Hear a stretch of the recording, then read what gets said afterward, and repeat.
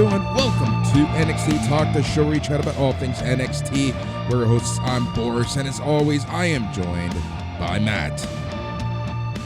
Bonjour. How's everybody doing out there? We hope you're doing well. If you're in Toronto, we hope you're staying warm and indoors. There's word of storms a brewing, Boris, in Toronto. Another winter storm might hit. Right now, there's a lovely snowfall. I was just walking outside, doing a couple errands, getting some coffee for the household, and it's actually lovely outside right now, but apparently shit's about to go down in Toronto. You're right. Apparently, it's supposed to get really bad here. Freezing rain later at night. Right now, it's snowing. We can get up to 15 centimeters, apparently. Here in the city, you never know what that means, right? Just because we have the opposite lake effect as Buffalo, where the lake actually helps us as opposed to hinders us, just like Jinder was last night on NXT TV. Brought it back together. Bam! That's what we do here on the NXT Talk podcast. Yes, Jinder Mahal versus Bron Breakker, son of a Steiner, in the main event. We're also going to talk about some Level Up and some actual WWE main event, the television show, because lots of NXT representation. Level Up next week, too. I read the spoilers. Axiom and Sol Ruca. So I got to watch that one, too. So it's going to be back-to-back weeks for Level Up on this pod. I'm actually pretty stoked to see what Sol Ruca does. Yeah, versus who is it? Valerie Lureta. I forget her new name, but that's who she faced. And she's like a former MMA fighter who actually has a ton of potential. So that's a really cool matchup. Yeah, that's very cool. Very cool. Lola Vice. Lola Vice is her new name. Sol Ruca versus Lola Vice. So that's next week, though. It's so funny because like when you were saying that, I'm like, I remember the name, and it sounds like a hardcore porn name. Oh my god! It's true, though. Sounds. It really does. It maybe it's just like the Lola Bunny or something, but it feels like a furry porn star to me. Lola Vice. Lola Buddy.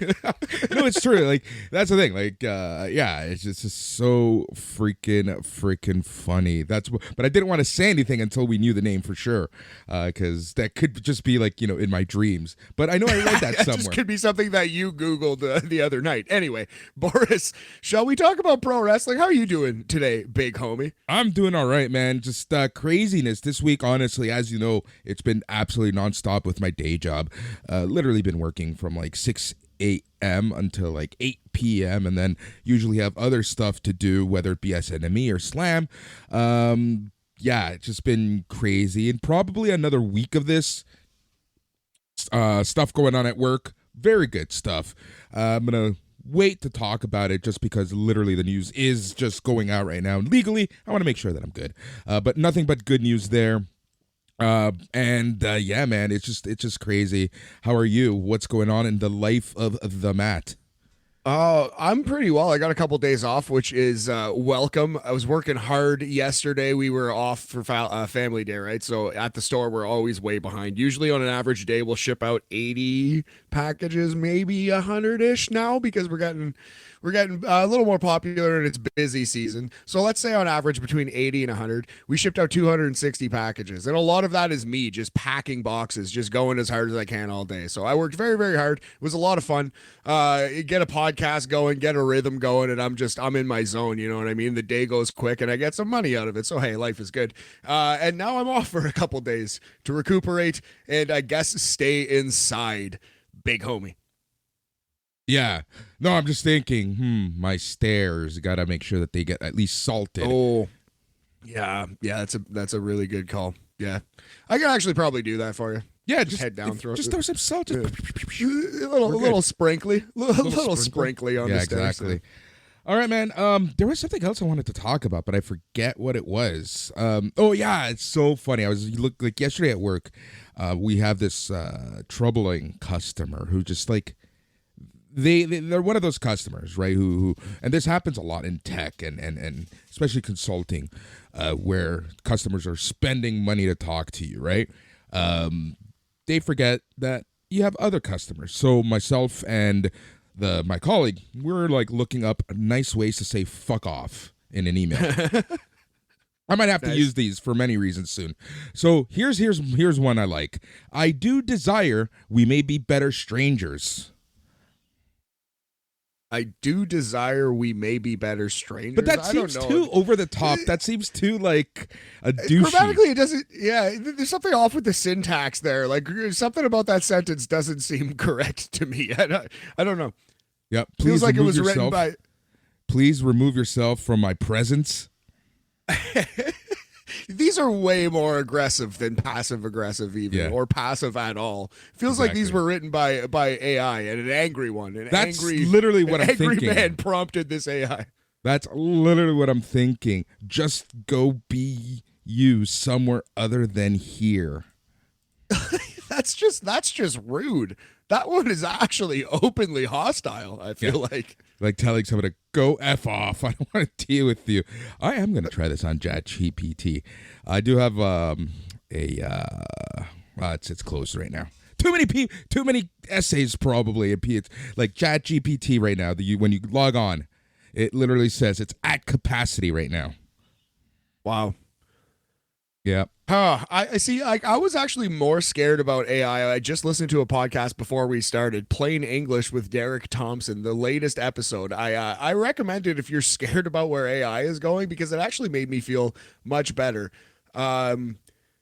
Basically, the concept of sandwiching with AI, which in a nutshell is it's not just the AI that's important. What's important is not only the prompt before the AI to set up what AI gives you, but the interpretation and the editing of the AI afterwards. So really what it's saying is the AI is just the filling. It's up to you to make the sandwich and make it make sense at all, right? Yeah. And that's where the human touch actually matters, and where AI actually is probably not just going to take everything over, but enhance and help us. In nefarious hands, right? AI will and can be used as something bad, right? If you're looking to build a new search engine to dethrone Google, right? Like it really depends what the input of what you're getting out is, right? And how you manipulate that data, because it's all just data. It's all random. It's just a huge ass database that goes very fast, and interprets things based on the input, right? So it's kind of funny because like everyone always goes to the negative of stuff, especially with technology. With good reason, I should say. Everyone's watched Terminator, everyone watched Matrix, everyone watched things like that, right? So that's like the first go-to. But the industry that I'm in, we work with AI quite a bit for chat boxes and stuff like that. Like, okay, so yes, AI could be used for bad stuff. AI will more than likely, I don't want to say replace, but used as step level 1 of support and stuff like that, right? Exactly. The way that it was explained on this podcast, which I do think there's a lot of wisdom, it might go this way, is that the basic jobs that can be automated will be, but certain jobs which require human, not just interaction, but just like split second decisions that AI can't necessarily give you. The example that they used was a kindergarten teacher. There's not really a way to automate being a kindergarten teacher. That's behavior, that's one-on-one, that's human interaction. And on top of that, if you're talking about content creators and stuff, there is some value to the human experience. It's the same with sports. There's a reason why we're not just watching robots play basketball or football, because that's not as interesting as watching human beings do it. And it's the same with like podcasts or stand-up comedy or acting or whatever. There is a certain level of like, as human beings, you want to see human beings do it. You know what I mean? So while there is some worry that like, I don't know, you can make your own Dave Meltzer podcast saying whatever you want Dave Meltzer to say in like 2 weeks probably, or 2 years or wherever it is. Like, we're not far away from being able to generate our own content, on some degree. Yep. So it's tough. It's really weird to see where this is going, but I do think the human experience at the end will win out in a lot of ways, a lot of jobs. Kindergarten teacher is a great example of a job that cannot possibly be automated. Exactly. Or nurse or something like that. Right. What's funny. So on the It's Canon podcast, this is actually a topic that we're so close to talking about, but we're kind of doing more research, looking into things, and so that's going to be a featured episode in the next few weeks. You can find that on the Patreon network here on SNME. Amazing, amazing, man. Yeah, I'm very excited. I can't wait to check that pod out. I'd like to, yeah, it's something I need to read more about and stuff because I've generally been avoiding it, honestly, because I've kind of been scared. And I listened to this podcast, like, okay, I'll start to deep dive into it, and it was actually quite encouraging and hopeful, and it gave me hope for the future for once in this fucking bleak world. Anyway, speaking of the That's future, the thing, right? Like, it comes down to you having to do research, right? Like, I think everyone needs to exactly. take a step back, do some reading, and blah blah blah blah blah blah blah. But that's how the world works. All right, there we go. So I think it's time. I think we've talked enough outside stuff. Want to chat some wrestling? Yeah, man, let's get into it. Let's talk the future of WWE here, represented in NXT and main event, the main event show pre-Raw. We have Bron Breakker showing up and Wendy Choo showing up, and both getting W's, Boris, over some main roster talent. Yeah, that's interesting. I like that. I like seeing that. All right, let's talk the results. Yes, sir. Yeah, the rare wins. Wendy Choo actually this is her second win on main event, which is notable because usually these people come up on main event, Trick Williams, even Mello, Joe Gacy, and they usually lose. But yeah, so Wendy Choo defeated Dana Brooke. This was the full. Wow.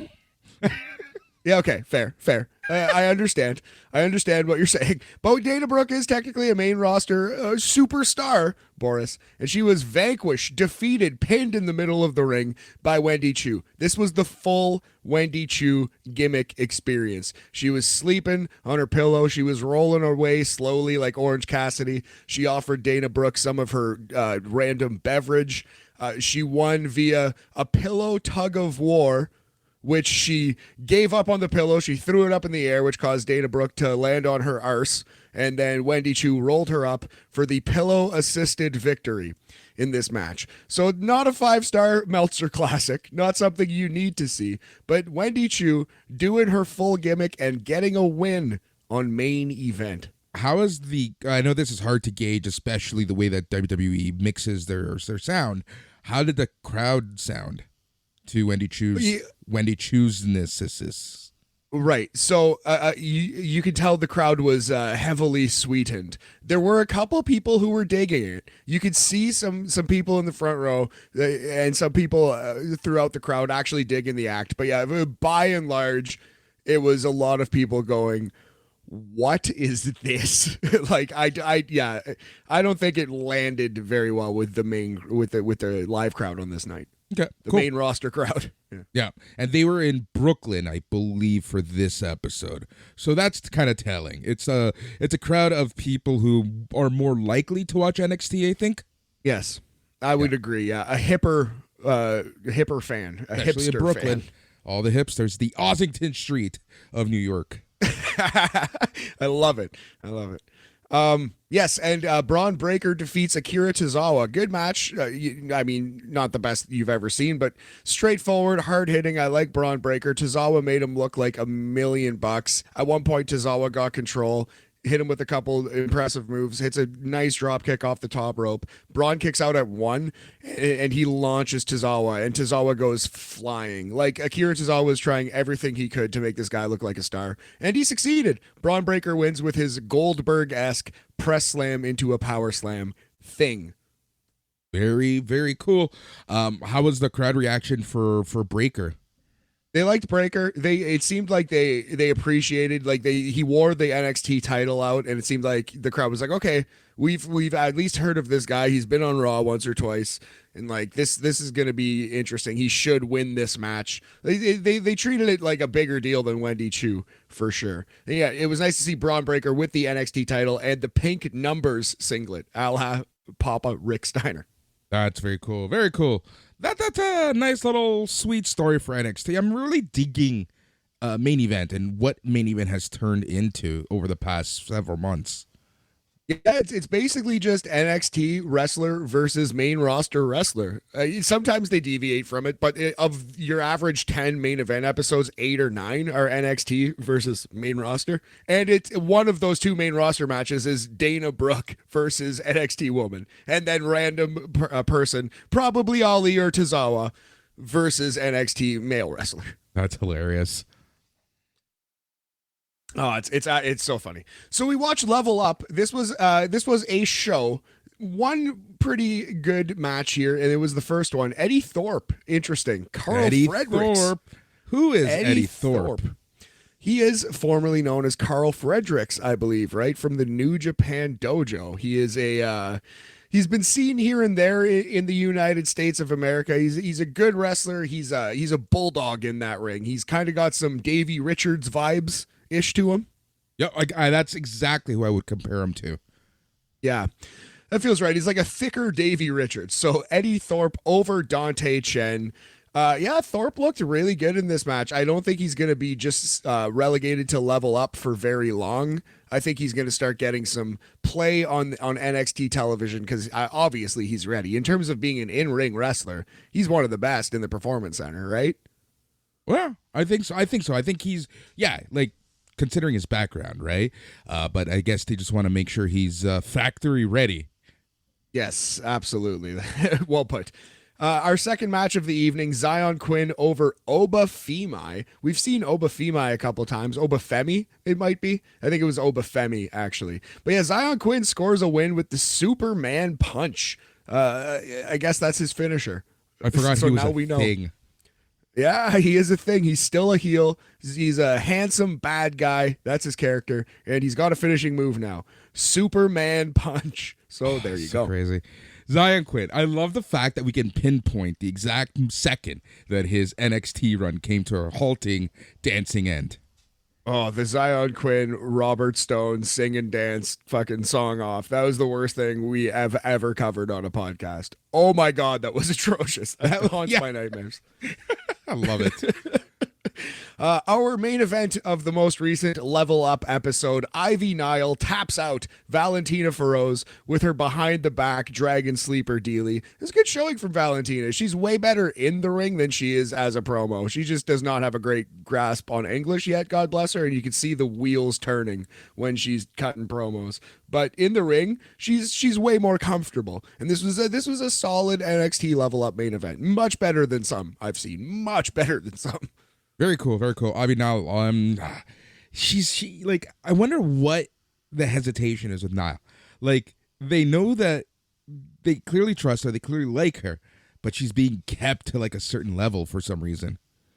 I think NXT is just a little crowded now, especially on the women's division side. Yeah. They have, as you mentioned, Nikita, and who has possibly been passed by Sol Ruca. They have Tiffany Stratton, Cora Jade, Roxanne Perez, Ivy Nile, and Alba.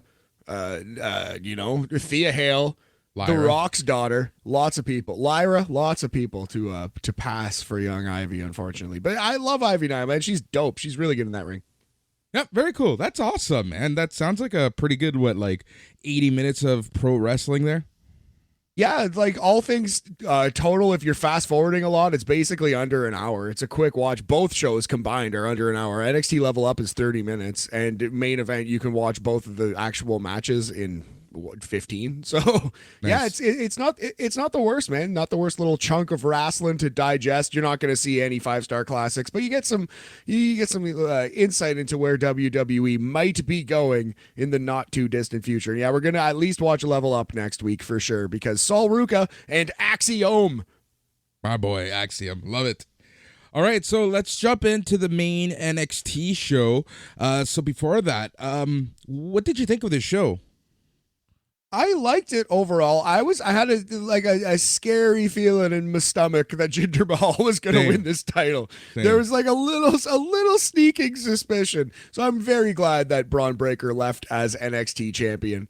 And I liked the last 2 minutes of the show a lot. I'm intrigued by the Grayson Waller, Shawn Michaels stuff. I thought Ilja Dragunov dragged Trick Williams kicking and screaming to probably the best match on the show. So yeah, it was all things considered a fun but unspectacular episode of NXT. It was very promo heavy. Yes, yeah, big time. And big time promo. You know how I know? Actually, sorry, go ahead. Go ahead. I was going to say the tag team match was the best match on the show. I was just thinking back to what happened, but go ahead. Yeah.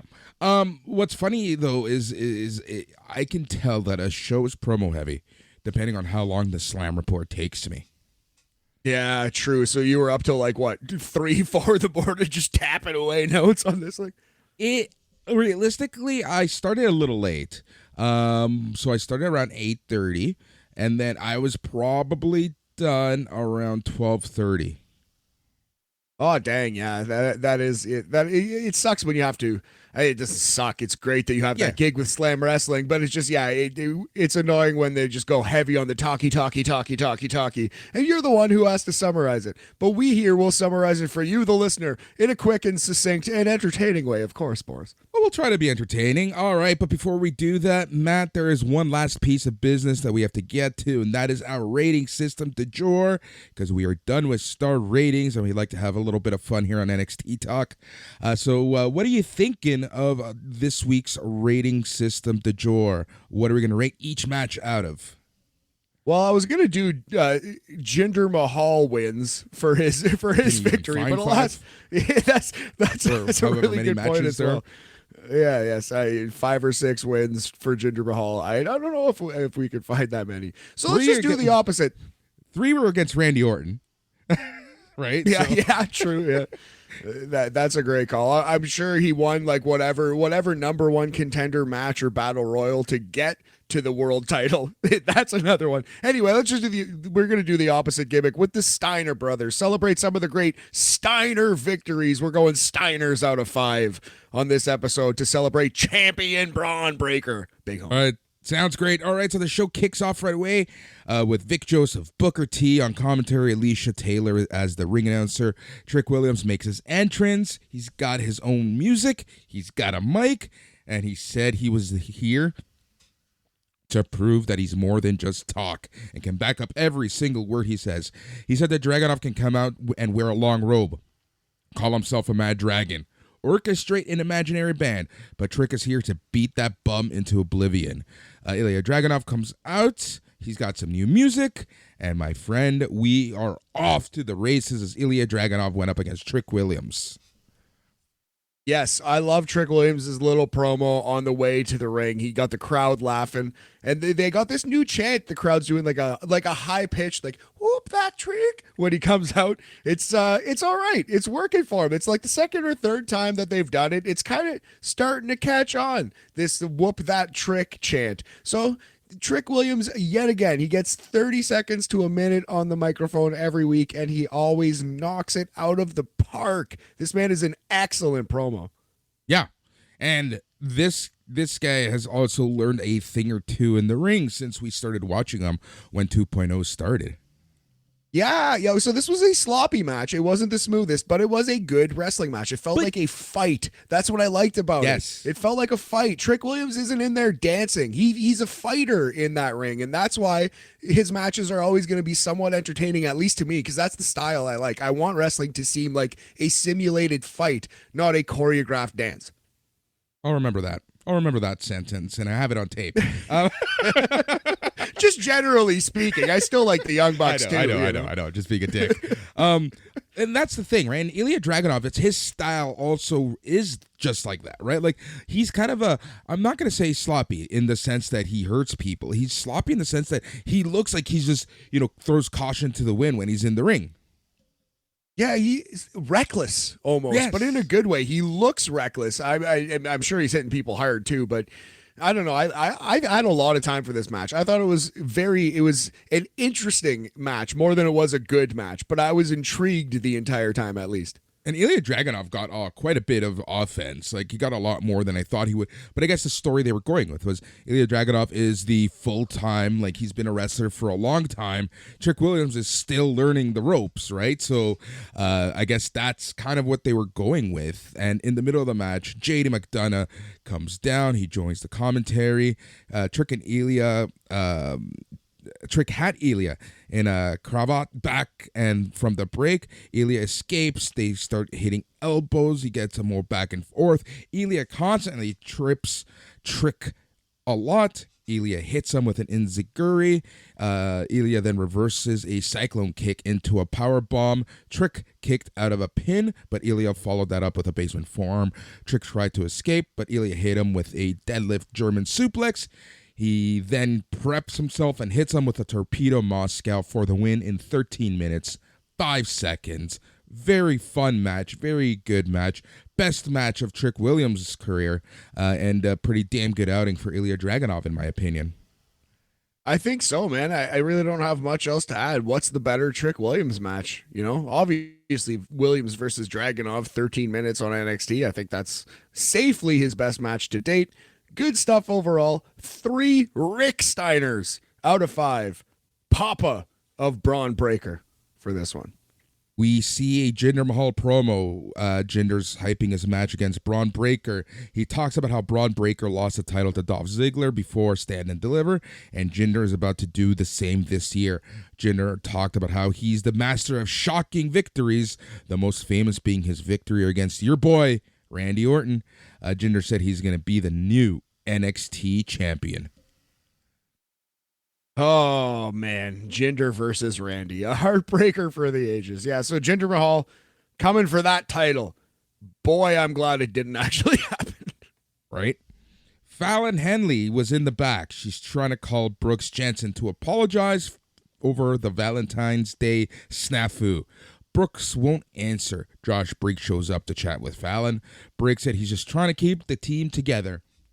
Briggs talked about how Fallon needs to own up that she's screwed up. Good luck trying to do that, my friend. Fallon said Briggs is right, and she needs to apologize to Kiana James, too. Briggs told Fallon to call her. Fallon said she's going to do this in person. So, yeah, Fallon just continuing to bug Brooks Jensen. This is I don't know about this beat in this story. I'm glad that the story has finally progressed, but yeah, I'm kind of ready for this thing to let's wrap it up here. Yep, and I'm afraid where they're going to go with this story, but more on that a little later. More on that in a second, yes. All right.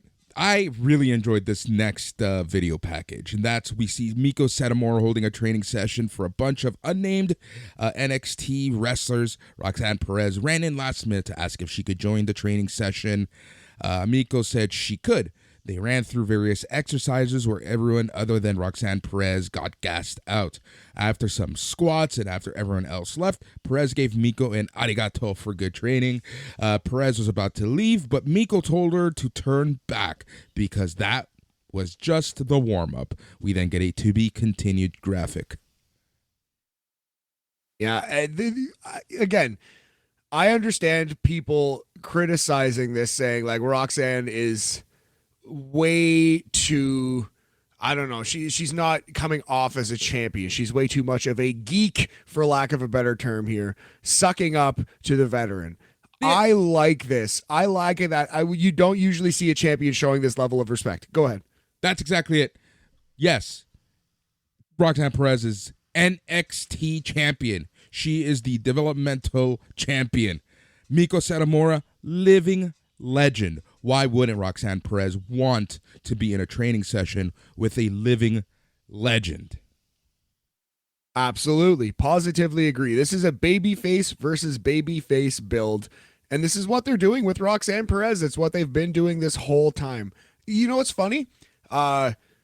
I've seen almost universal praise for Roxanne Perez. You know who doesn't like Roxanne Perez? My roommate Fleetwood, who I reference from time to time on this podcast, Boris. Fleetwood fucking hates Roxanne Perez. Why? He's over it because he just like it's just too cheesy. It's just too corny, too babyface, over the top, hokey for him. He's like, I get it. She plays video games. She's the hardest working, just like out training everyone. He just like rolls his eyes. He's just like, more as a joke. He's like Team Cora Jade. You know, he wants like Cora Jade to come out and beat her up with the kendo stick all the time. Oh, that's hilarious. That's actually one of the funniest things I've heard. All right. Tyler Bate makes his entrance in street clothes. He found a green sweater as opposed to that weird chef shirt that we usually see him. Bate introduced himself. He said the welcomes he's received since moving to the U.S. has invigorated him. He talked about how he's beaten Axiom, Grayson Waller, but he lost to Bron Breakker. He said he's about to embark on a mystical journey with the NXT fans. That's when Joe Gacy and the rest of the Schism make their entrance. I'm going to put a pin on that one. What do you think of the new, or not the new, but the new again, Zen Master Tyler Bate we're getting?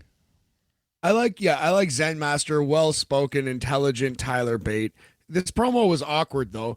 It Right? seemed like it seemed like he was prompting the Schism to show up, and they didn't. He had to like repeat his final line a couple of times, and also the crowd, which has been decent for the most part recently in NXT, was terrible on this show. The crowd Right? was awful. It might have just been like 3 or 4 assholes ruining it for everyone. But there's this in this promo in particular, they absolutely ruined it. Like 2 or 3 guys were chanting like "We want Waller," and like 2 or 3 guys were chanting "No, we don't" Yep. loudly. And completely ruining Tyler Bates' flow and just absolutely drowning out this promo for the first half of it. So yeah, the crowd ruined this. Specifically, like 6 guys in the crowd ruined this. Yeah, but that's typical NXT, right? Like, how many times did the Full Sail crowd ruin segments? Yeah, it's true. From time to time, the Full Sail crowd was very annoying. I found this like Performance Center crowd to be much worse for the most part, although they have been figuring it out since 2.0. This week though was bad. This was a 2.0 crowd. They didn't give a shit about much, and they were just in it for themselves. Yeah, it's honestly, I feel like now that NXT, people probably found out that NXT tickets are free. All you need to do is go sign up and you get tickets, right? So I felt like they had a bunch of bros there, like Ed Hardy wearing like just bros. Yeah. Maybe that's what it is. I had thought though that it was supposed to be friends and family, but if they are opening it up more to the public, then this is going to happen more and more, especially if it's free. No, it's been free since 2.0. Well, yeah, no, but I thought maybe it was you just can during sign the up. pandemic. All you have to do is go on their Facebook group and you can get tickets. Well, shall we sign up and just absolutely ruin one of these shows just to be cool? No. Okay, very good. Joe said he can't help but think that he and Tyler are kindred spirits because they are forward thinkers. Bates said he's not going to drink whatever concoction he's fed to his schism mates. Joe said Tyler was right about going on a journey, but you have to surround yourself with the right people. Joe Gacy and Ava Raine tried to sell bait on joining the schism. Thankfully, Andre Chase, Duke Hudson, Thea Hale ran out to chase off the schism. I will repeat that. To chase off the schism. Ho ho. Yeah, setting up a tag team based contest, the Dyad versus Chase University. I have a point that I would like to say about Andre Chase here. Let's do it right now. So Ricochet is just so effortless, so just buttery smooth in that professional wrestling ring, right? Pac is another one. The man who gravity forgot. Yes, go on, Boris. I will say this before you continue. You were right. I was wrong. No, I forgot about that the other week, but it is so funny. Like, yeah. So Ricochet is like one end of the spectrum, right? Like the smoothest, most athletic, just effortless guy in the ring. I think Andre Chase might be the absolute other end of that spectrum. He's still athletic. He's still a good wrestler, but everything he does looks like it's just a little off, just a little cattywampus, just a little off kilter. And it looks like he's working really hard. Like we were saying about Valentina Feroz, you could see the gears turning. It's like you can always see the gears turning in Andre Chase's head. He has to work very hard to be a good wrestler, and he does, and that's why I love Andre Chase. I think I finally figured out, like, he's it's not that he's not athletic, but he's got the CM Punk athleticism. He's very clumsy. Dare I say, it's like watching Gumby wrestle. He's definitely got some Gumby to him. He's got some flaily gangliness to him. Yeah, the wacky waving inflatable arm flailing chase you. You're 100% right. All right, so this match was a lot of fun. This match, Duke Hudson, I always liked Duke, but he really seems to be just going out there and doing great right now. He's improving. His springboard into the ring German suplex move is a really, really good move, and whatever dyad man he hit it on made it look like $1 trillion in this match. He's got a lot of fire, this Duke Hudson, and here's a story that has finally progressed here on NXT after this match. Yeah, Chase hits Fowler with a triangle moonsault. Chase hits Reed with a high fly flow for a 2 count. He then hits Chase Okay, Chase hits Reed with a Russian leg sweep. We got a few Chase U boots on Reed.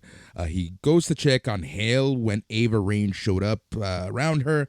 Hudson tagged in, hits Reed with a German suplex. Hudson got a bit distracted when Chase was at ringside checking on Hale. Fowler hit Hudson with a nasty-looking throat punch, and then the Dyad hit Hudson with a double code breaker for the win in 9 minutes, 2 seconds. Yeah, so shorter than the first match, but better. All things considered, I do think this was the best match on the show. Again, Andre Chase and the Chase University act, they make me laugh. It's a lot of fun. So I think we got to include the little last bit here before I rate it, but this was a very good match in the wrestling ring. Yep. So after Schism left, Hudson is in the ring along with Chase and Thea. Hudson's yelling at Chase that he needs to let Hale grow up. Hudson asks if this is a university or a charity. Hudson leaves in anger. Hale's crying, saying it's all her fault. Well, she said it's not her fault. I think that's an important distinction because I was kind of disturbed. Like, it was like, it's a fake wrestling show, but she was like really acting. It was like a little too much, like her crying and saying it's not my fault. It was just like, oh yeah, she was kidnapped. Like, that's the story here. This girl was kidnapped, and then Duke Hudson walked out on him because he's mad that she's being coddled, and she's sitting here crying in the ring saying it's not my fault. It's just like, I don't know. I don't know if they should have added that kidnapping beat to this storyline, because Duke Hudson had a point all up until this was based around an actual kidnapping. Anyway, there's so many kidnappings in NXT. I guess we're just supposed to forget that, Boris. That little bit notwithstanding, I don't know. Duke Hudson looked great in this match. Everyone looked really good. Best match on the show. 3.5 Steiner Brothers out of 5 for this tag team encounter. All right. In the locker room, Mr. Stone asks Von Wagner if he's made his decision. Wagner said he's here to kick ass and take names. Stone mocked Wagner for being unoriginal, says the guy who says, help me help you. Tony D'Angelo and Stax show up for stealing his title shot, and they're angry at him. Wagner threw in the De Niro, you talk to me line. Tony challenged Vaughn to a match. Vaughn was about to accept, but he respectfully declined after Stone coached him. Tony and Stax mocked Wagner for having Stone make his decisions. This got Von Wagner fired up, caused him to accept the challenge. Stone yelled at Wagner, saying he's playing into their hands.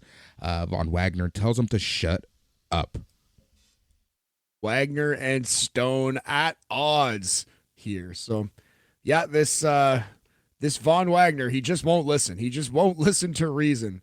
Possibly because that reason is all from the 1996 movie Jerry Maguire. I will say that the constant ripping off and using taglines in their promos between Stone and Wagner is making me laugh.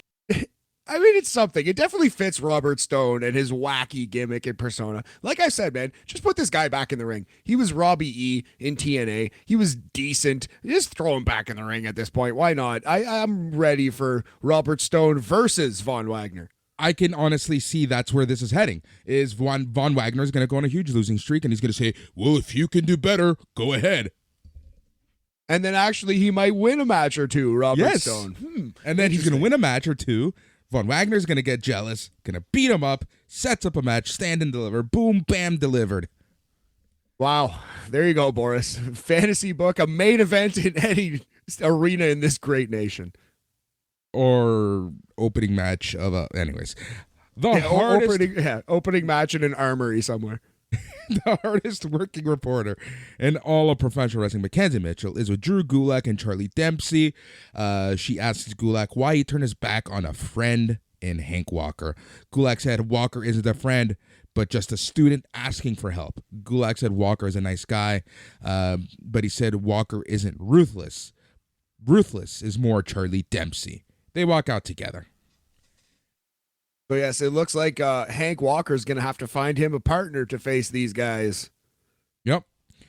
So Ruka gets another promo. She said she likes the waves because every wave is different. She talks about how everyone in the NXT women's division is different.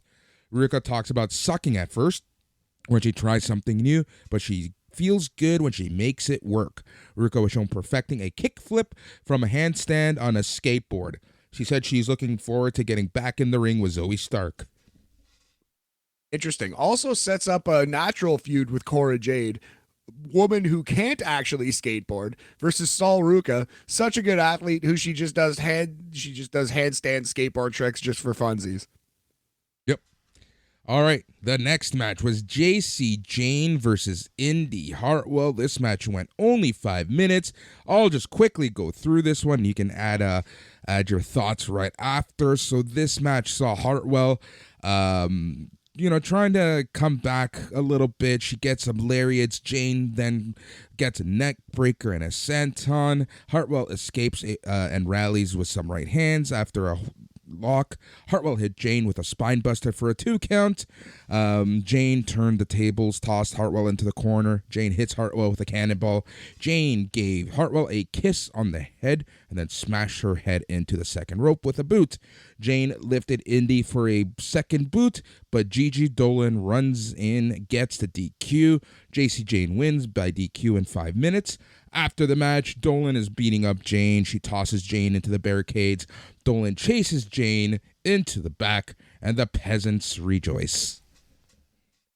Gigi versus JC, that's got to be coming up. I'm assuming they're going to save it for Stand and Deliver. Do you think they're going to give us this match at Roadblock, Boris? I can see them giving us some. I can see them advertising the match at Roadblock and something stupid happening, or JC Jane getting a stupid win to further the feud. Yeah, maybe weapon-based match at Stand and Deliver. I can see that for sure. So yeah, Gigi Dolan is a babyface, coming back like Marty Jannetty that one time. This match was not very good at all. I did not have a lot of time for it. We're going to go 2 big Papa Pumps out of 5, and that's being generous. You know, I respect the effort with JC Jane. She's trying to be a good heel. She got a new finishing move, a running boot in the corner, similar to the Zack Ryder kick, but not quite the same. But yeah, no, I don't know about JC. I don't know about Indy. Of all the people that were involved, I think Gigi has the most potential. I just would push her. Miko Satomura and Roxanne Perez are still training. Perez wondered why they were training so hard before their match at Roadblock. Miko said they don't talk, they train. We get a training montage with a focus on lockups, roundhouse kicks, etc., etc. Miko gave Perez praise when she was shoved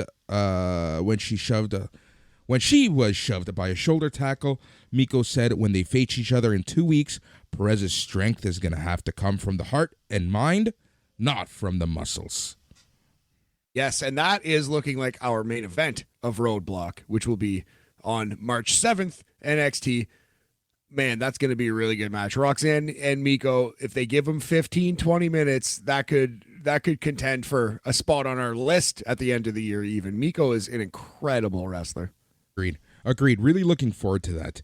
The hardest working reporter in all of professional wrestling, Mackenzie Mitchells, was Zoe Stark. They're talking about Sol Ruka's promo. Stark said Ruka can stay at the beach and that she's done with her. Stark then complained about Miko taking shortcuts to get the title. Stark said if she meets Miko, she's going to show her who the real final boss is. So that sets up Miko versus Zoe Stark next week. All right, let's do it. Yep, exactly.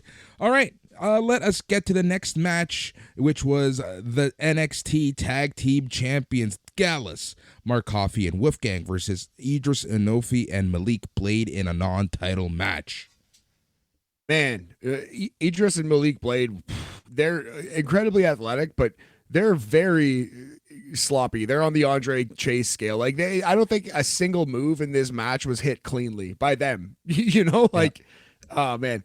Booker T was even calling it out. Like he was like, "Oh, these kids need to slow down. They have so much potential, but they just need to slow down." Like it's exactly it. Like they're going a mile a minute, and in the process, they're fucking everything up.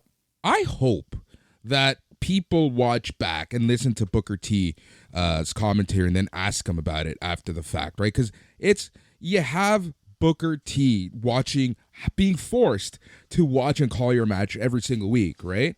If I think if one of the few people who have have a successful program and training regiment, it's Booker, right? So if there's anyone that you want to get some tips from, it's him. And he's not just trolling out there. I think that was excellent veteran advice to these kids. Not that I'm a pro wrestling veteran, but just as a viewer, I would 1,000,000% agree with what he said. Yep. All right. Throughout the match, we saw two random guys in pink with a cake. They rolled a cake to ringside. We see some more Inofi and Blade waffing in the air. Inofi hits Wolfgang with a top rope cannonball. Later on in the match, Mark regained control by hitting Blade with an axe handle to the chest. Gallus hit Blade with a power slam shoulder tackle finisher to win the match in 3 minutes, 40 seconds. The two messenger boys told Gallus that the cake was in celebration of Gallus losing the NXT UK tag team titles to Pretty Deadly 2 years ago. Gallus shoved the cake into the faces of the two messenger boys, dumped them to ringside. Pretty Deadly shows up in awesome looking jumpsuits and hit Gallus with chair shots to the back. Wilson and Prince tossed both Gallus members to steel steps, and they hit Wolfgang with a modified spilled milk on the steel steps. Pretty Deadly, hilarious gear, and they're so good. But yeah, they showed some edge here. Powerbomb on the steel steps. You pointed out the during the match, the sledge to the stomach. I also really like that. We're gonna call that the Scottish hammer. Yes, Ivan Putski wishes he had the Scottish hammer. But yeah, so I don't know. 3 minutes of a match where Edris Enofe and Malik Blade were shot out of a cannon. They were bouncing around like super balls in there. I was entertained by the match, although it was very, very sloppy. And then this gimmick at the end was awesome. I thought it was cool that Pretty Deadly for once weren't the dingbats who had cake on their faces. They Literally. brought out dingbats. Yeah, literally and figuratively. They brought out idiots to end up in the cake, and then Pretty Deadly powerbombed these goofs on the steps and showed that they were mad. They were deadly. This was more deadly than pretty. So yeah, all things considered, I think it was a win. We're going to go 1993 WWF Steiner Brothers out of 5 for this one. Overall, it was a win. Yeah, agreed. We see Dabba-Kato. He said that Apollo Crews has forgotten about his past. Talked about how he was with Crews when he won the IC title in SmackDown, but Crews didn't call him over when he returned to NXT. Kato said that Crews can't stand on his own, and he said that Crews may have brought him into the world, but he's going to take Crews out of it. So, can we add that to the spreadsheet of offenses? Threat? That's true. I guess it is a crime. I'm not gonna add. I don't know if it's spreadsheet worthy, but it was technically. I don't know. He threatened a murder, not an ass kicking. That's true. That's true. That is a death threat. That's pretty bad. I don't know. We're gonna leave that to the listeners. We need a vote on that. Also, he brought him into this world. Is Dabba-Kato Apollo's father? Right. Is that the story? Right. Okay. So weird.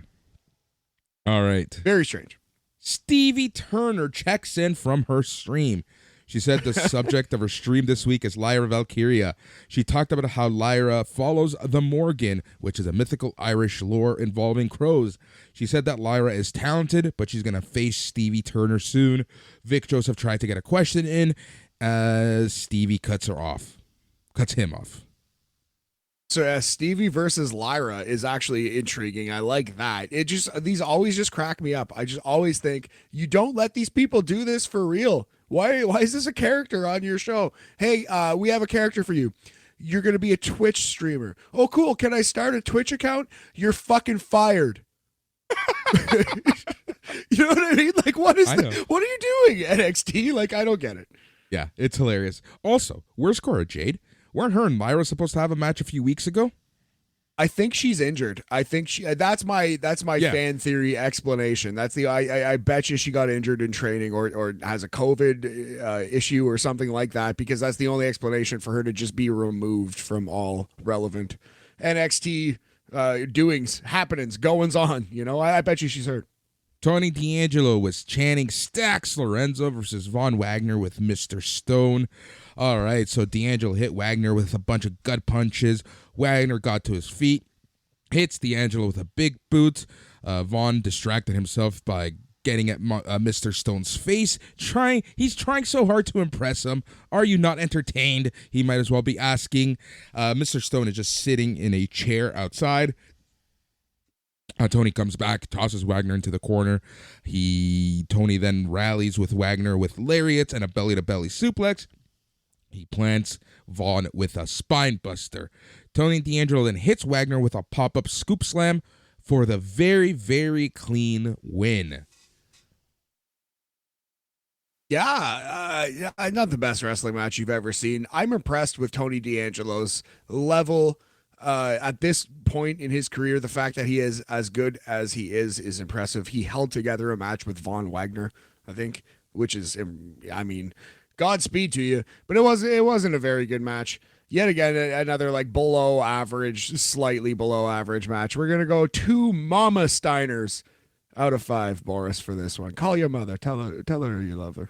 You know, Boris. Wagner and Mr. Stone continue to bicker at ringside. As they leave, Kelly Kincaid enters the ring and interviews Tony and D'Angelo about their thoughts on Dijak attacking them last week. Tony said they should be talking to Stacks, who could have taken his title shot, but he chose family over gold and allowed Tony to take the match. Tony said he knows ways to make Dijak disappear, but he would rather do this in the ring. Tony challenged Dijak to a jailhouse street fight. Tony said that he's going to put Dijak in solitary confinement, and he's got 7 days to answer. My only note is if I was writing the script, I would have had Kelly Kincaid ask, hey, well, it seemed like there was a moment of hesitation. And then have Tony D say, like, what's a moment of hesitation? Did you do the right thing, kid? Well, then you're on my side. Give him a big kiss and just kind of play it off. Although he knows, he knows there was a moment of hesitation. He just waves it off. I would have actually said it and reminded us. Just a small little note. I like the promo much more than the match, to be honest. Tony D, and remember when he first came back, he wrestled the match, won, cut a promo, and was just blown up and winded and could barely get through it. He barely broke a sweat in this match. He was just cutting a normal promo. So I was like, yeah, Tony D hitting that treadmill. I love this guy, man. I'm a huge Tony D mark. I will say, as a big Tony D mark, the jailhouse street fight makes no sense. I don't get it. You're a criminal fighting a Terminator who's affiliated with the law at all here. This needs to be a sleeping with the fishes match. Yes, exactly. Loser gets cement boots. Match. Exactly right, Boris. Exactly right. Loser gets rolled up in a red carpet, never to be seen again. Loser is thrown to the Pine Barrens match. But yeah, no, a bad match, but I did like the promo afterward. Kind of saved it. But yeah, 2 Mama Steiners out of 5 for those. Yep. The hardest working reporter, Mackenzie Mitchell, is with Nikita Lyons. Nikita Lyons is on crutches. She asked Lyons if she knows who attacked her. Nikita said, she got attacked from behind. She then informed us that the doctors gave her a 12-month time frame for returning, but she's going to come back before that. She said she doesn't know who attacked her because, again, she was clipped from behind. Tiffany Stratton shows up and said that people should be talking about the center of the universe. I wonder how Toronto figured in this promo, but sure. Nikita said Tiffany is sus. I cannot believe I actually use the word sus in a podcast, but here we are. Tiffany denied being the attacker because she said if she did attack Nikita, she would be out over 12 months. Yeah, Boris, well, Nikita's trying to get the kids in 2019 by using words that they said 3 years ago.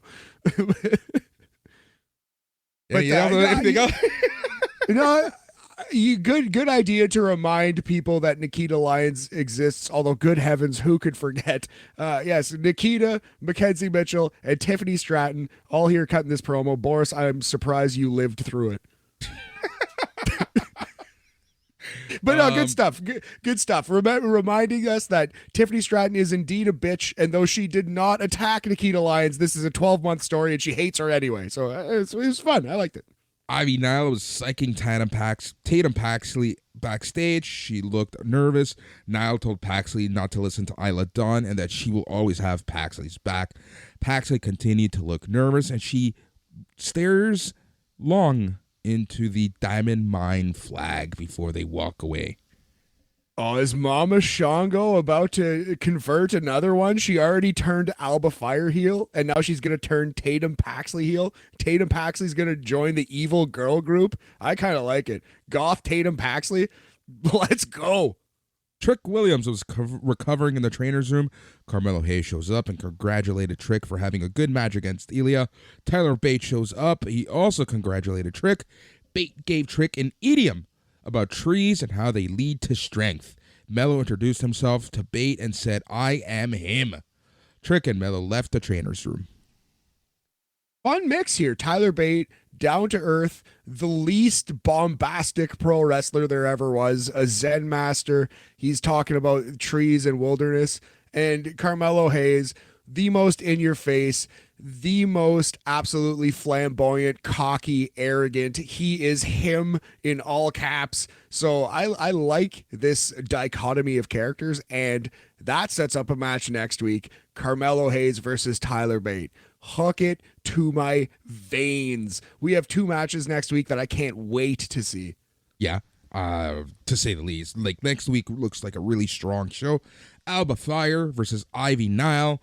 All right, so this match, Nile controlled the first half. Nile looked really good in this match.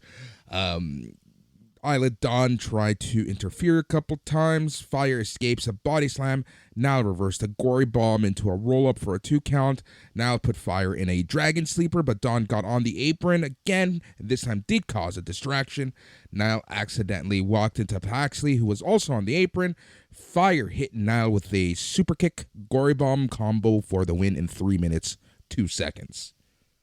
Yeah, not a lot to it, but again, storyline being advanced here. Alba Fire wins. She deserved to win this match, and it turns out that her new heel allegiance it's working out for her. So obviously she's going to stick with Mama Shango and crew. So Ivy Nile loses by knocking her partner off the apron. Now there's dissension there, and the Wicked Witches are trying to recruit Paxton, the partner who is knocked off the apron. It's pro wrestling 101, but they've been doing this stuff for 30, 50, 60 years, and it works. It works. The show cuts to Kiana James and her busty secretary in her office. She had the NXT Women's Tag Team title set up on her desk. Fallon Henley arrives to apologize, but James said James should have told her about this Zach character being her brother. James said she just wanted to test Henley's trust. Henley said she agrees and apologizes. James accepts. James brought up Henley potentially being jealous. Henley denied it. James told Henley to accept that she has Jensen's best interest in her mind. Yeah, there was a line. Did you catch the line? Because I can't be bothered to care about it anymore. But I don't either. Okay, vamp for 1 minute. Okay, yes, yeah. Well, one thing I will say is the previous match, we're going to give 2 Papa Steiners out of 5 to. I forgot to rate that one. Alba Fire versus Ivy Nile. Below the Mendoza line, 3-minute match. But it was inoffensive professional wrestling. So yeah, at the end of this promo, there was a hint that maybe Kiana's lying about exactly who this Zach is. No, I don't. I didn't write it down. I look. Okay, but yeah, so we are to believe that there was a line here where Fallon was like, "Huh, who?" And it was just like, yeah. So Kiana James, maybe she's lying about exactly who Zach is. Maybe there are 2 Zachs. I don't know, but I think we are to believe that this story is not quite over. There is more to come. The hardest working reporter in all of professional wrestling, Mackenzie Mitchell, is with Wes Lee. She talks and asks Lee about his plans for Roadblock and entering LA as champion in Stand and Deliver. Lee said he's going to do another open challenge first, and his mind's focused on that. Mackenzie said that puts Lee at a disadvantage, and she wondered why. Lee said that's just who he is, and he high-fives Mackenzie Mitchell. Again, another small, tiny note. That's just who I am, and then walk away. Well, who are you? You're wacky? I don't understand what that line means. That's just what I do. Same exact cadence, same exact time frame, but I understand it better. So I'm just pitching for a job with WWE at this point. Hire me, Shawn Michaels. I will help punch up your scripts. Yeah.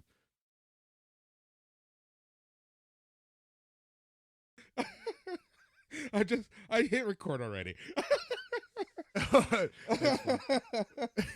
Oh my god, this is like so out of context, which is like the funniest part.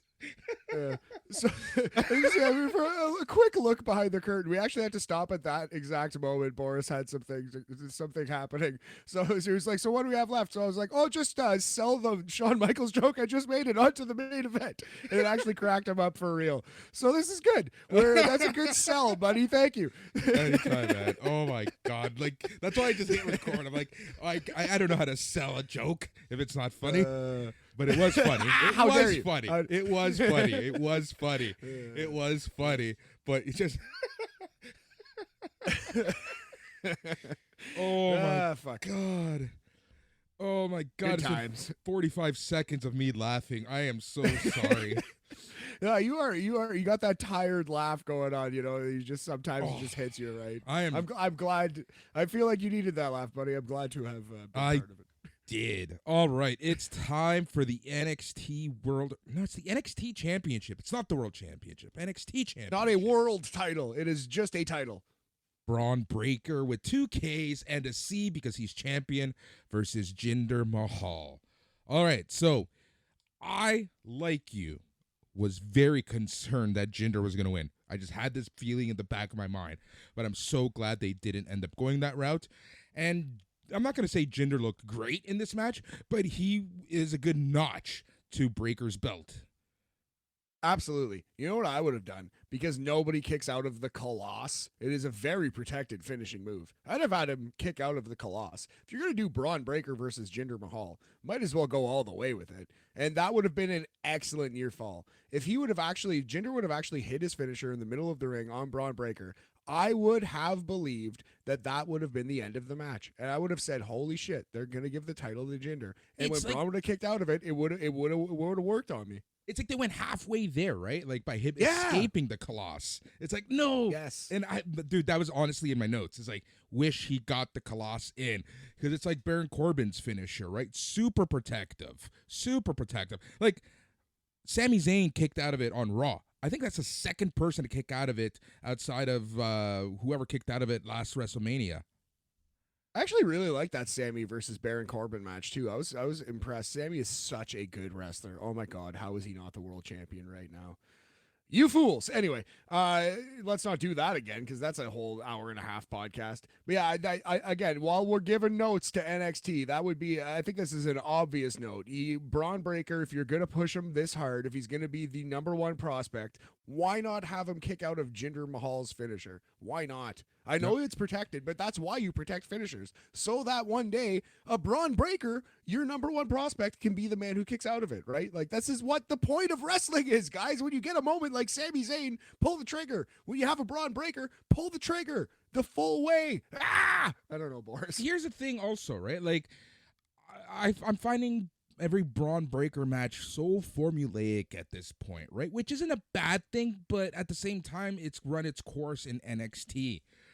Sure. So I think that making him face someone from the main roster, and I don't want to say struggle, but come close to losing would have been looked really, really huge, right? Like, it would have been, look, I learned from last year and what I did wrong against Dolph Ziggler. I'm not going to do it again this year. 1,000,000% agree. Just in Bron's defense, he is still so new that his formulaic match doesn't bug me as much as, say, the Roman Reigns formula, which is like the ref bumps and the Guga every single time. Bron Breakker does do kind of the same thing every single time, but he's had like 50 matches. So I care. It bugs me way less. You're right. No, that's a great point that you bring up there. But yeah, so very formulaic match, right? Jinder Mahal controls, Bron Breakker powers back, Bron Breakker escapes a Colossus, hits a spear.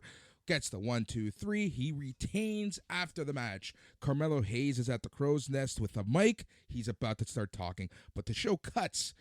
We get a WWE on Peacock splash screen. We then see a stand and deliver splash screen that gets selected, and we see Grayson Waller is in the production truck. He's cosplaying as Kevin Dunn.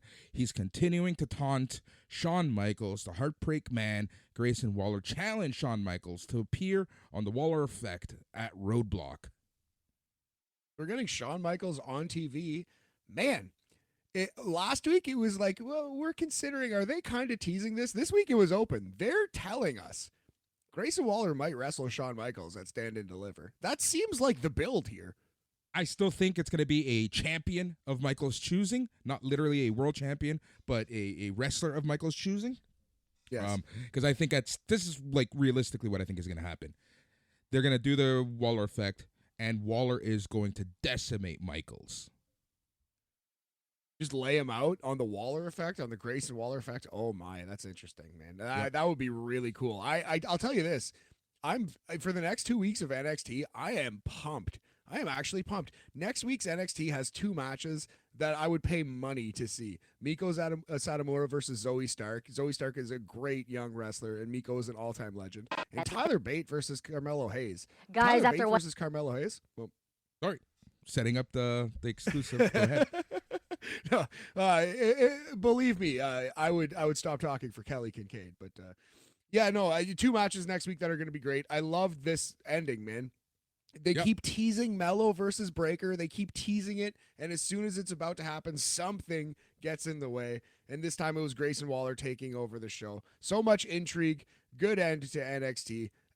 For the match itself, Bron Breakker versus Jinder Mahal. That's a solid 3. We're gonna go 3 WCW 1996 Rick and Scott Steiners. Just killing Meng and the Barbarian on Nitro. Yeah. Oh yeah. Yeah, you know what? That's a excellent point. It's the whole Breakker and Maze and Carmelo Hayes have never confronted each other yet. It's always been a distraction. Yeah, they keep doing Jinder came out that one time, and then when Mello was trying to do it, JD came out, and then this time Mello was finally going to do it, and Grayson Waller took the show over. So they're prolonging that build in a very clever way. I like it a lot. I do too. With that said, as I interrupted earlier, we do only have one exclusive this week. So as Matt, finalizes the list, checks it over twice, we are gonna go to an WWE exclusive with the NXT Tag Team Champions Gallus, and they are livid with Pretty Deadly. Guys, after what happened earlier tonight on NXT with the NXT Tag Team Champions Gallus and Pretty Deadly, I'm currently standing by on the set waiting to hopefully get a word.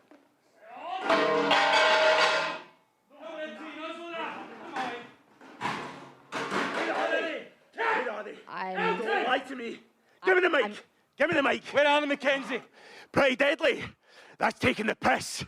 You two, you've just marked your cards. We're going to remind you whose kingdom you live in. Let's go find these. Yeah. Get out of here! And that's that. The thick Scottish accent. Wow, they mad, bro. Rightfully so. I like it, but you know what? You know why? I wish that was on TV because, like you said earlier, this time Pretty Deadly got the one up on them. Like, how rare is it that when you have like a joke team like Pretty Deadly, they're taken serious and they get the one up on someone? Yeah, exactly. They needed to show more edge because they're becoming very silly. They're great at the goofy comedy, but they needed to show some edge. So this was the perfect time to do this, and it was well done. And I really like that. That was one of the best digital exclusives we've heard. Yep. Also on the NXT Twitter feed, there's the picture that was just posted a little while ago, or at least retweeted, and it's Ilja Dragunov giving his Torpedo Moscow to Trick Williams. Dude, just look at this picture. It looks painful. Oh, man, amazing. Yeah, I'm definitely going to go find that. We should link that to put that on the thread on Facebook when we post this, and on Twitter, too, when we post this. This is what I'm going to do. I'm going to do you one better while we... should work. Boom. Is that gonna work? Oh, you can throw it up on the screen there. I can throw no it up doubt. on the screen. All right. So you'll see that in a second. But yeah, man, it's I'm liking this. I'm liking what they're doing with Gallus. I'm liking what they're doing with these exclusive. I do wish though that they showed some of these exclusives just a little more. Just a little more. Right? Like it's just something I wish that they did. Yeah, we gotta put this picture. We gotta attach this picture to the thread so everyone can see it. Yeah, that is just a flying headbutt. That is just insane. And look at like just the impact. Like Ilja's face just looks scrunched up. Trick Williams just looked like he's praying to God, like he's not going to end up with a concussion. This is a great picture. That is an action shot to end all action shots. Yeah, we got it. You will see it. Just go to NXT's or Ilja Dragunov's Twitter or NXT's Twitter because NXT has retweeted it. It is a heck of a picture. We gotta start doing these on YouTube, buddy. I know, right? We really do. We really do. All right, so 3 stars. Estrellas tres. Estrella la tercera. I love it so much. That is the official branding. You have to say it every week. Tied for the 3rd star, Pretty Deadly. We just talked about them, sang their praises. They needed to show this edge. So we're going to give them each half of a bronze medal. They're going to share the podium on the 3rd star. What was that? Like Layla and what was that? Splitting up the women's title? Oh, yeah. Layla and Michelle McCool? Yeah. Yes. All right, let's go to the 2nd star, or Estrella Segunda. Yes, a Bron Breakker, world champion of NXT, not world champion of NXT, just a champion of NXT, but defeated Jinder Mahal. It was scary for a second, would have been a lot scarier if they actually let him kick out of Jinder's finish. But alas, the 2nd star of the show, Bron Breakker, defending his title in the main event. All right, no, that's a great call there. I really like that match overall. And you know what? I kind of like Jinder in NXT, especially with Indus. I kind of like that dynamic they have. Anyways, let's go to the 1st star, or Estrella Primera. Yes, the Estrella Primera of this episode, Boris. It was Ilja Dragunov, your boy, king of the flying headbutt, king of the torpedo Moscow. It's rude to say this, but he dragged Trick Williams kicking and screaming to the best match of Trick's career. Bless Trick Williams on the microphone. Bless Ilja Dragunov in the ring. That was the best thing on this NXT. And actually, no, it was probably a tag team match, but still, Ilja Dragunov is the biggest star. Anyway, we're in a great spot with NXT right now, man. Next week is going to be awesome. The week after that is NXT Roadblock, and then we are on the road to Stand and Deliver. Yep, dude, I'm really looking forward to the next few weeks. And, you know, March is just going to just go flying by as we do get on the road to Stand and Deliver. So that's everything happening here on NXT Talk. Keep it locked here on Sunday night's main event because we have tons of shows coming at you. We have all of our regular wrestling shows, just like Tuesday Morning Cooked, NXT Talk, BAM Weekly. We even got some old effery with All Elite Weekly as Dan and Joe talk all things Dynamites. We also have the Smack Daddies talking SmackDown, the Rampage Ramble, and so much more, including pop culture shows, The Godfather, podcasting with excellent guests each and every single week.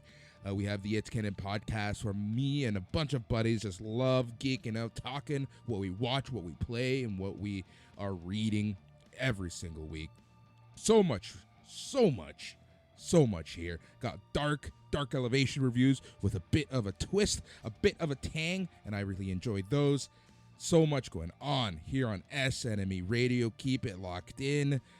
We thank you so much. But Matt, before we go, I have to ask, what are you thinking is going to be Tony Khan's announcement tonight? Oh, true. I do think it's going to be, I think it's going to be a reality show. AEW Collision. I think that's going to be like their F1 style reality show, look behind the scenes. I bet you. It might also be a video game announcement, a video game release date. Those are my two guesses. But if I had to guess one, new AEW reality show called AEW Collision. I'm on the same boat with you, and I don't think that's worthy of getting people hyped on Twitter for almost a week for. But that's the Tony Khan way, I guess, right? Well, honestly, I think Tony Khan's on tilt right now. I think WWE's hot, AEW is cold, and he's out here on Twitter taking shots at Ariel Helwani instead of enjoying his money in life. So, yeah, I think Tony Khan's on tilt right now, and I think that's why he's doing this. He's Matt. I'm Boris. Till next time, stay tranquilo.